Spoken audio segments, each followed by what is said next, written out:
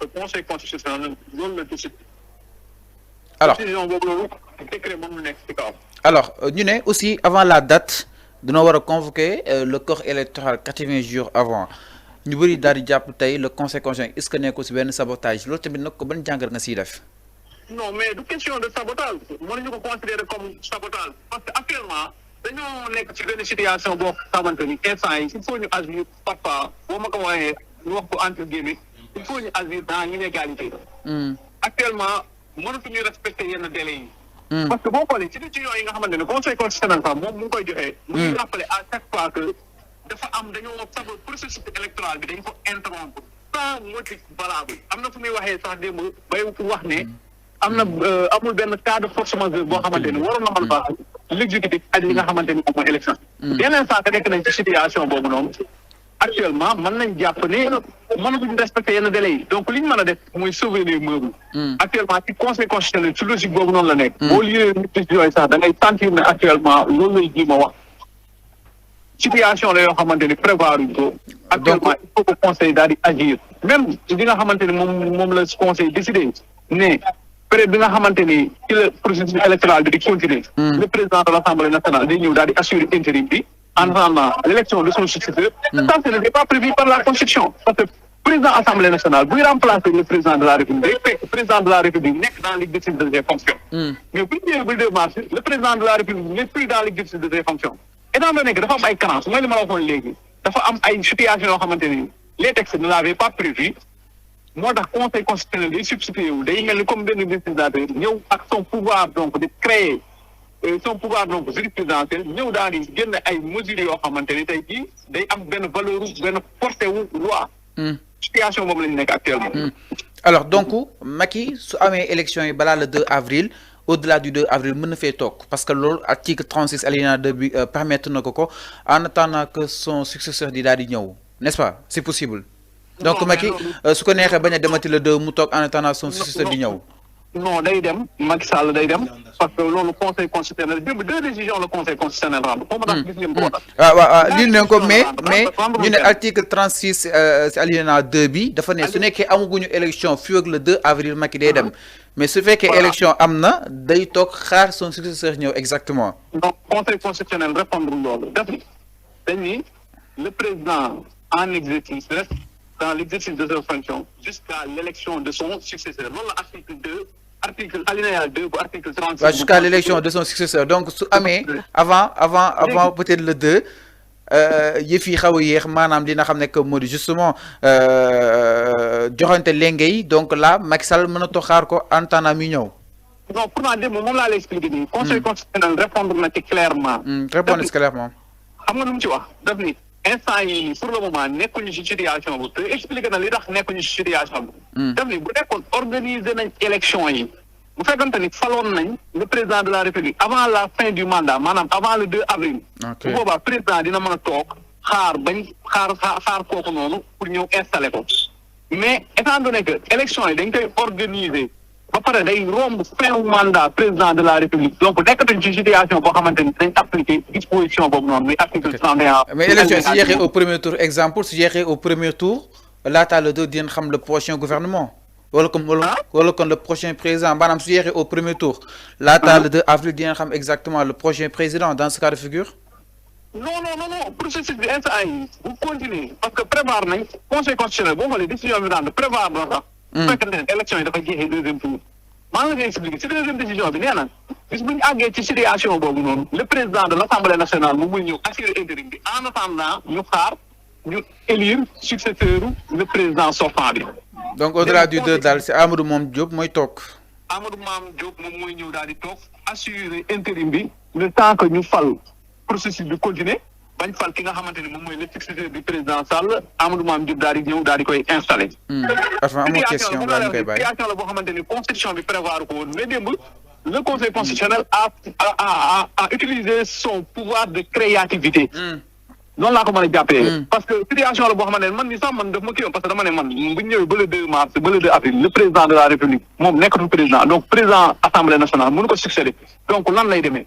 sur ce le conseil constitutionnel a répondu nee na même bu fekkante ni prévoir ñu ko moom li mu wax boo déglu réponse bu baax nee na même su fekkante ni cette situation n'a pas été prévue par les textes mais bu ñu nekkee ci circonstances yi bëgg préserver la sécurité juridique et l'intérêt commun de la nation ñoom dañuy am possibilité donc jël yenn décisions yi. sur ce dañ ne donc bu ñu àggee situation boobu c'est le président de l'Assemblée nationale qui va assurer l'intérim. Alors merci beaucoup ñu lay jaajëfal bu baax le juriste Adama Ndiaye si éclaircissement yi nga xam ne itam indi na ko si allant dans ce sens merci beaucoup jaajëf. merci beaucoup Fallou jërëjëf. merci beaucoup Adama Ndiaye ñu koy jaajëfal bu baax mu nekk juriste fa nga xam ne itam mooy zone université Cheikh Anta Diop bu Dakar exactement leer yow la daal di indi par rapport aujourd'hui ak ces possibilités yi nga xam ne itam mën a offrir ak ki nga xam ne moo di président Macky Sall alors démb le conseil constitutionnel était un créateur Arfan parce que loi bi prévoir loolu lépp mais fexe na ba trouver li nga xam ne moo di justement un point culminant peut-être pour li nga xam ne moo di justement résoudre problème yi nga xam ni itam waroon na Sénégalais parce que ñu bëri loolu soo leen wax Macky Sall su démissionné wul au-delà du deux kan mooy doon li nga xam ne moo di njiitu réew mi vu que ni fi que Assemblée nationale mën a remplacer mooy l'incapacité décès wala comme sax démission loolu lépp loi bi prévoir koo xam ne day dem 100% kenn ñu xam koo xam ni itam mën na ko daal di war a mën a remplacer au-delà du deux. xam nga nee naa la si suba si moo tax ma ne la. Sénégalais bu ñu xamoon démb ce que le conseil constitutionnel a sauvé. franchement dinañ ko jaajëfal. parce que le conseil constitutionnel a évité le pire. Il a évité le pire dans ce pays. Une catastrophe juridique l'a évité démb. Parce que ce qu'il a dit le juriste, il a raison. On était dans une situation extraordinaire. Boo xamante ne benn loi prévoir ko. parce que ñoom sax dañoo jommi woon. Chaque jour ma wax la ko, on vit dans un vide juridique. Aucune loi, aucun texte ne l'a prévu, Sëñ Fallou. Maintenant bu fekkee demoon nañu ba mandat président Guèye te ñun amuñu son remplaçant amuñu son successeur parce que élection amul. C'est un danger et un précédent dangereux pour cette République du Sénégal. Moo tax le conseil constitutionnel a sauvé la face hier en disant ni que moom il va se substituer. Je crois que il t'a utilisé des mots un peu juridiques à connotation juridique.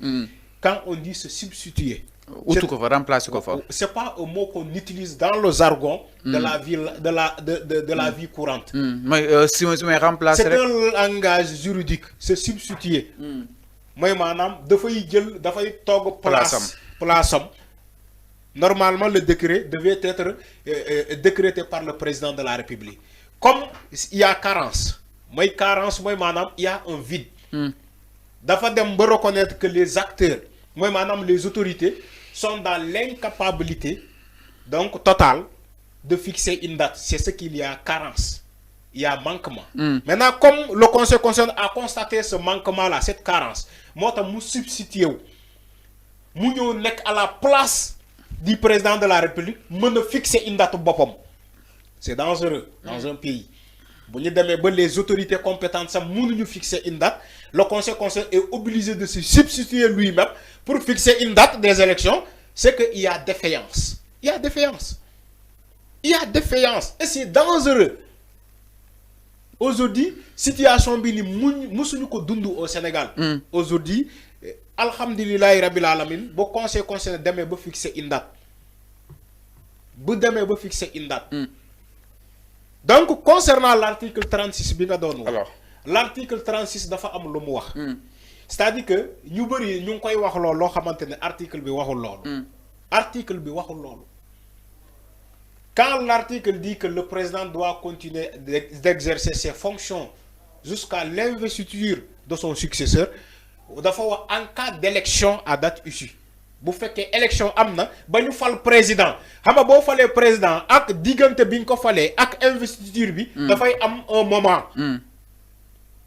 boo falee président ba pare.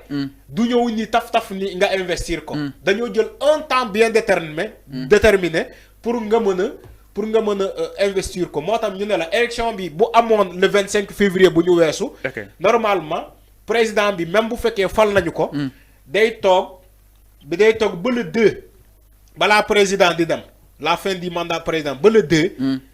mu def passation de service président daal di ko jox lengay ba pare dem. Alors. moo tax ñu ne la l'article bi daf koy protéger mu continuer à exercer ses fonctions ba keroog ñu investir le nouveau président mais article bi waxul leen élection bu amulee président day continuer di exercer parce que loi boobu moo ko protéger loi boobu protéger wu ko de 36 alinéa 2 protéger wu ko parce que élection dans ce cas de figure élection amul donc élection bu amulee article bi mënul dara si nit mënu ko protéger alors mënu ko protéger c'est ce qu'on appelle un vide juridique comme le conseil constitutionnel a évité le pire a évité cette vide juridique donc c'est à saluer oui. Alors, exactement par rapport à Guadeloupe. Je rappelle que il y a une émission qui est dit au midi info sur les antennes de Sénégal 5 TV. Alors, nous allons sans plus tarder, les yeux sont fixés Cap Manuel. La libération Ousmane Sonko.